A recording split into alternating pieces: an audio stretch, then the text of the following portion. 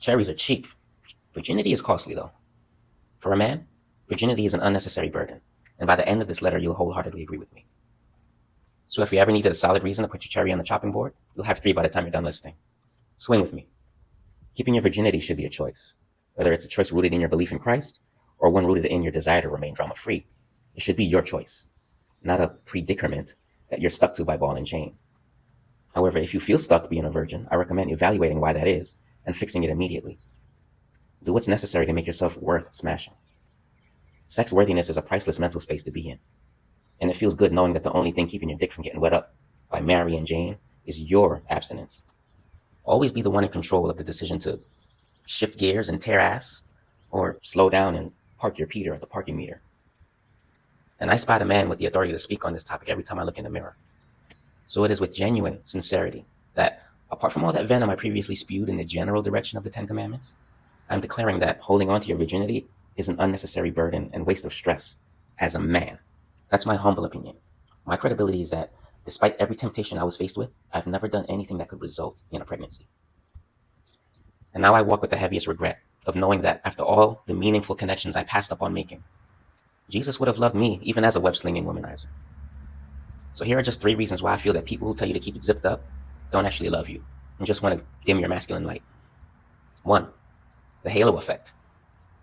This, in essence, is the tendency for a positive impression that someone leaves on you to positively influence your opinions and your feelings about them in other unrelated areas. This has a flip side. When an unsavory characteristic about you has light shown upon it, that realization is much like the discovery of a rodent in a bakery. Where there's one, there's bound to be more. At least that's the assumption. And perception is reality, as they say.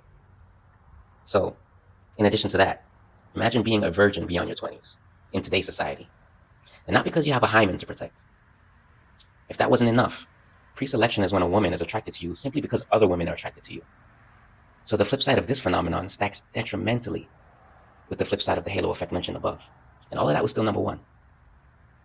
Number 2, your thoughts create your reality.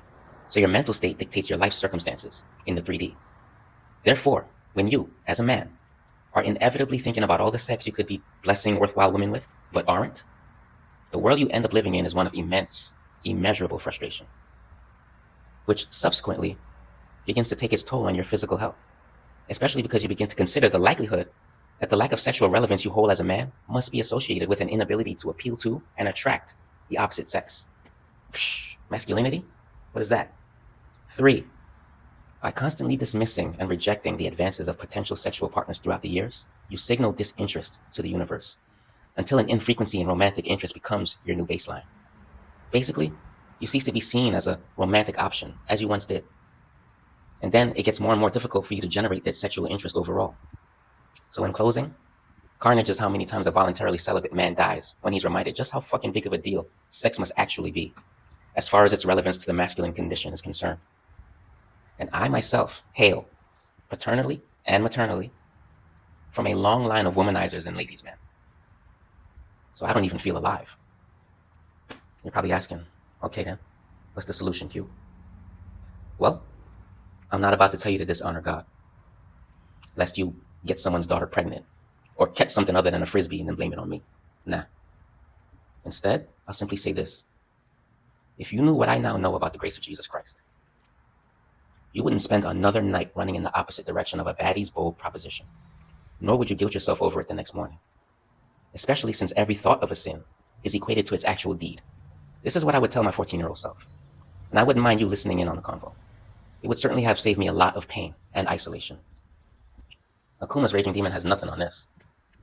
Q, out. P.S. By the way, did you know that having fewer than 10 bedroom romps with your spouse in one calendar year is legally considered to be a sexless marriage? 10. Sexless. Let that sink in.